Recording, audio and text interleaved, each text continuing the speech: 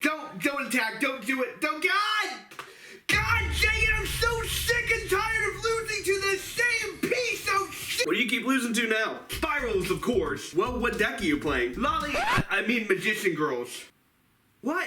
Look, if you want to play competitively and you want to win and you want to keep winning, what you're going to have to do is you're going to have to go look at Yu-Gi-Oh! Tournaments. You're going to have to go see what decks are topping, and then you're going to have to go look up the deck profiles for those decks. And then what you're going to have to do is decide what deck you're going to play, and then you need to practice the crap out of that deck. But not only that, you're going to have to build everyone else's decks and practice those decks. That way when you play against those decks, you'll know exactly. Well, I don't want to play those decks though. I want to play something that I came up with, you know? Something creative that I made on my own, but something like that could never win. Well, I've actually gone to several tournaments playing Rogue, and how well I do depends on my card choices, the formats, what everyone else is playing and stuff, you know, how I play. But Rogue decks can't combo. Good decks are made good by Konami on purpose, so you'll have to buy those decks to be able to do your combos, to be able to combo more and have a higher ceiling and play better than everyone else.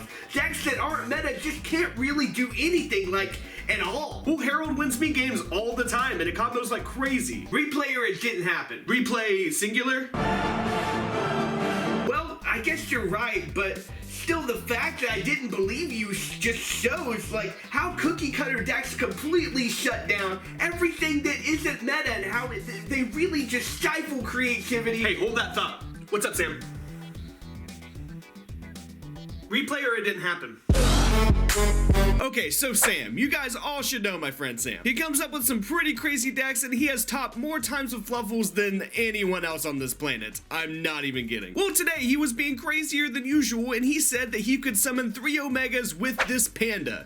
Yes, with this Panda, he said he could summon 3 Omegas. But let me back up for a second, because he said that he found this card because his friend is trying to get into Yu-Gi-Oh! And likes pandas and found this card. I can't make this up, guys. So he tells me about this card, and I pay it no mind until today when he tells me that he made a broken deck around it. Not just any broken deck, but a deck that could summon 3 Omegas around it. So obviously I'm like, replay or it didn't happen. And well, he sent me a replay, alright.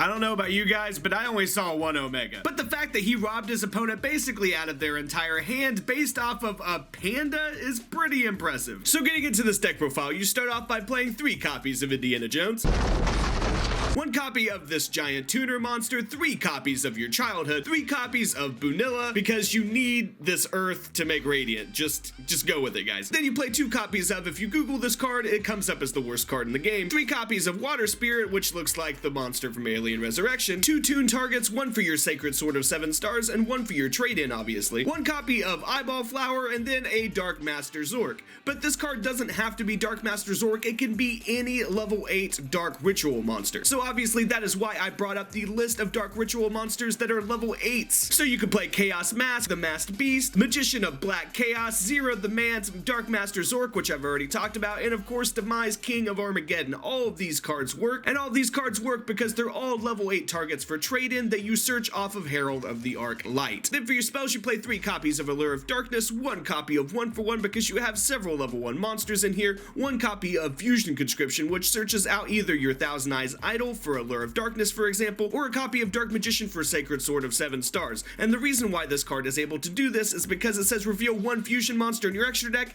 and add 1 of the fusion materials whose name is specifically listed on that card from your deck or graveyard to your hand. And if you do, you guys get it, okay? It searches out either Dark Magician off of Dark Paladin or Thousand Eyes Idol off of Thousand Eyes Restrict. Then of course you play 3 copies of Trade-In, so you could trade in your level 8s for better cards that aren't your vanillas. Basically, you want to keep digging for your Trash Panda, which is what I named this deck, Trash Panda. You keep wanting to dig for your Trash Panda, and then when you get your Trash Panda, the spells that you use to dig for it are already in the graveyard, which fuel your Trash Panda. Then you have your double summon, because sometimes you need to normal summon twice, and you do not want to play Brilliant Fusion in this. You just look at it. You don't want to play that at all. Then you have the Sacred Sword of 7 stars to be able to draw off your level 7s. Too bad this card is only once per turn, though. Then you have your Soul Charge, your Upstart Goblin, because you have to play it, 2 copies of Summoner's Art because it searches out your Dark Magician or your big tuner monster, of course. Then you play 3 copies of Toon Table of Contents to steal the classic Exodia strategy of going Toon Table to Toon Table to Toon Table to Blue Eyes. Then you play the card in your deck that you really want to draw into the most, which is the DDR. You don't want to see this thing early. You want to draw into all of this after you've already synchro summoned for your Omegas and all that stuff to keep bringing back the Omegas, to keep taking cards from your opponent's hand. For the extra deck, we have Mrs. Radiant, 3 copies of your main win condition, which is kind of unfair. Your win condition is, hey, you can't play Yu-Gi-Oh! Then you play 1 Ancient Fairy Dragon, 2 Formula Synchrons, 1 Tatsunoko, so you can synchro summon using cards from your hand, which is really great when you draw your vanilla monsters. Then you play 2 TG Hyper Librarian because you keep drawing every time you synchro summon, which is broken. Your Herald of Arclight, which is just great. Your Stardust Charge Warrior that lets you draw more. Trishula because it's Trishula. You have to play it, guys. You have to play it. Then you have your Dark Paladin and your Thousand Eyes Restrict, which I explained earlier to be able to search odds and ends in your deck. Is this the best deck in the world? Is this going to win you any tournaments?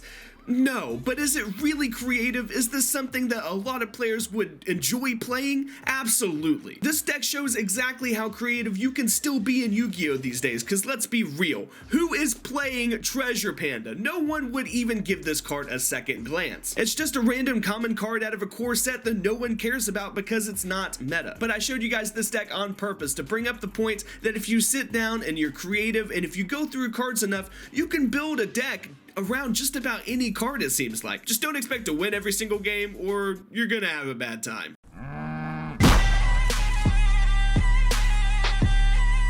Subscribe!